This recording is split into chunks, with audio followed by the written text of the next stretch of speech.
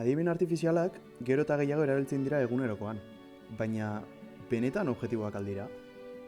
AA sistemek datu multzo handiak erabiltzen dituzte ikasteko, baina datu horiek alboratuak badira, emaitzak ere halakoak izango dira.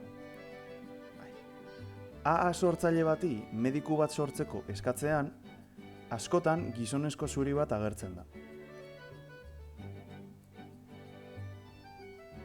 Bigarren eredu bezala, erizain bat eskatzean normalean emakume bat agertzen da.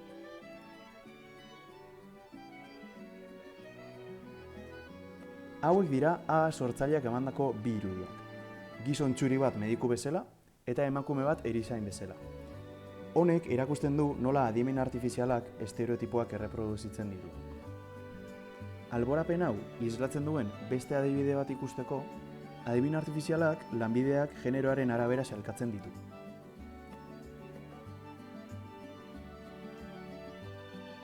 Hauek dira aurreko adibidearen emaitza.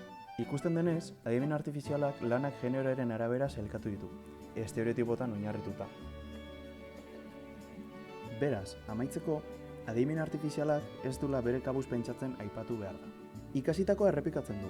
Horregatik, datuetan dagoen genero alborapena zuzendu behar da, etorkizun bidezkoago bat lortzeko, eta GJH-ak errespetatzeko.